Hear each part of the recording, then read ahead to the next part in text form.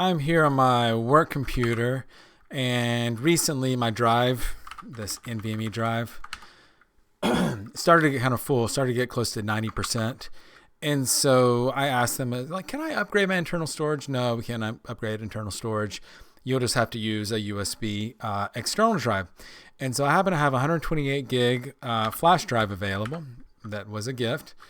And I thought, well, I do not want to put my data on a flash drive, and it's just sitting there, and someone could just grab it and take it. And probably wouldn't happen, but it just doesn't it makes me feel a little bit uncomfortable.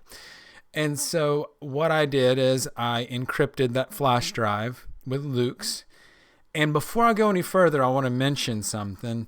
What I'm about to explain, could be a lot simpler, possibly, with what's called SecureFS. SecureFS and Sirikali. So it might be simpler with that, but you may already have a LUKS volume available, and this might be beneficial. Look into it yourself if the other option is simpler and more straightforward. So I took this flash drive and I encrypted it with LUKS encryption. I'll do LS block, show you. LUKS encryption there. And I just used the GNOME disk utility to do that.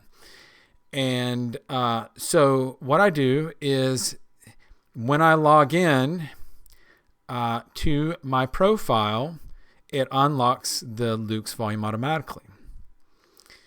But my user profile is itself encrypted with eCryptfs. So I am mounting a LUKS volume within an encrypted home directory. So let's look at my FS tab to start. FS tab, there it is. So here we identify the drive, and here's where it mounts to. It mounts within my Nextcloud folder, and we'll talk a little bit about that later. ext4 file system. This is critical here. No auto.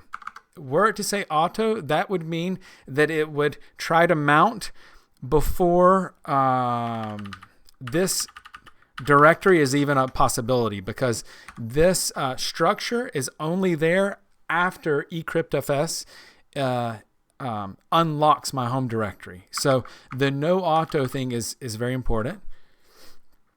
User, this means that I can mount it without super user permissions, sudo permissions, read write, and these two options are for security. So let's move ahead and let's look at my sudoers file.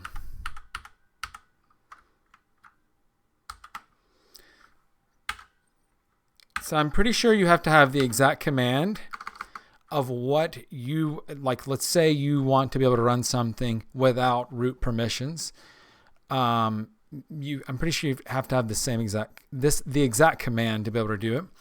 So by default, LUKS, it uses crypt setup to mount stuff. Crypt setup requires super user permissions.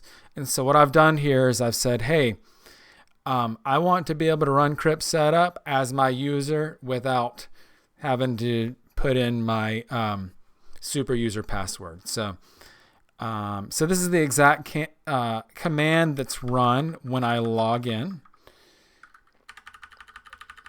And that's been added to my sudoers file. It's dev sda1. You saw that earlier on ls block. Well, it's right up there. All right, so I added that to be able to unlock the LUKS partition as my user. All right, so we talked about fstab, we talked about visudo. Sudo visudo is how you would edit this, the sudoers file. Now let's go to my profile, my .profile. So this file is run every time I log in. First, I check to make sure I am on my work computer, because this isn't, so my .profile is actually stored in Nextcloud, and I sync it. I use the same .profile for all of my machines. So that way I only have to update one file if I make changes to it. So this identifies, hey, this is my work computer. It has this file on it to set it apart from the other machines that I have. I make sure that it's not mounted. This is where I'm unlocking it. So if that is not mounted, if it's zero data, that's when I run my crypt setup command. Sudo, I run sudo here. It's my .profile file. So this is run, but because I changed the sudoers file, the sudo does not give any kind of password prompt. And here's my key file right there. And that's actually not it. That's just an example. And then open, and then we have the specific name there. I didn't set a label on it. I think otherwise it would be a label if I'd put a label on the volume. And then I didn't want it coming to my mail and notifying me because it does give some output. So I just pipe away all of the output that happens.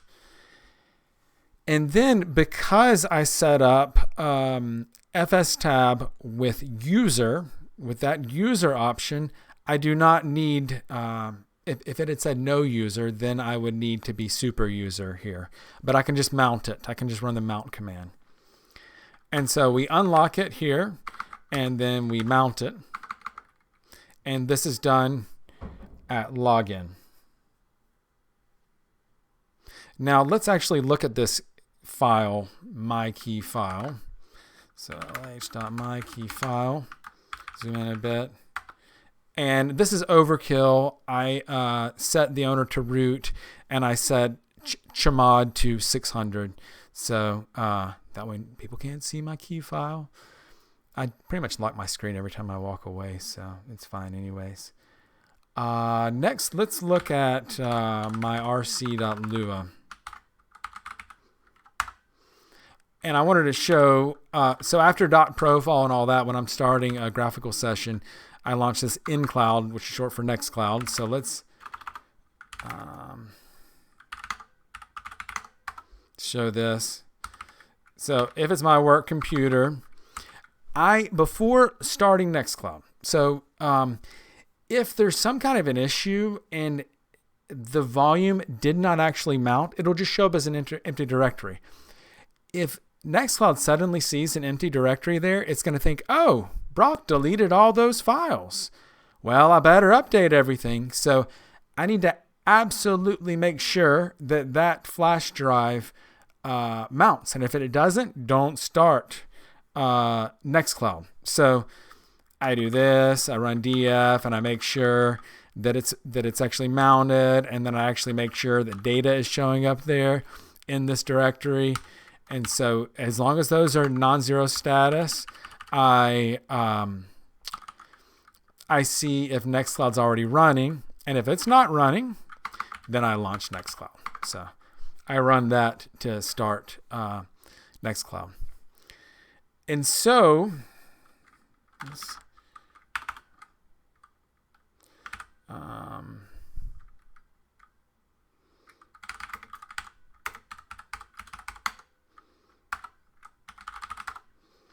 all right, so when you're setting up the key file for LUKS, you need to do echo-n, your key file, and then .myKeyFile, my key file.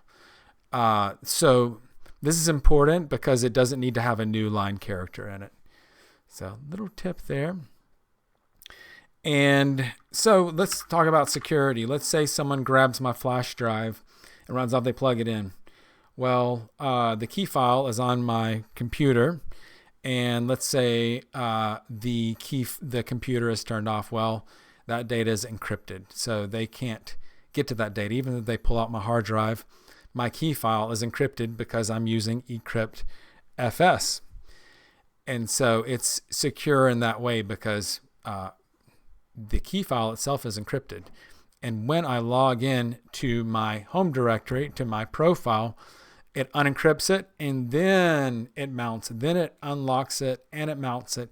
And it's only at that point that it can read the key file. So, if they grab the flash drive, they can't access it, and they can't access the key file. So that was my thinking on that. And a quick note about eCryptfs, I believe there is still a bug. I think it has to do with systemd, where if there are other users on the system, I think even if you log out, maybe they can see your home profile, your profile and your files stay unlocked. So if there are other users on the system that you don't trust, then use something other than eCryptfs for home directory encryption. So I hope this has been helpful. It was a lot of fun getting this set up.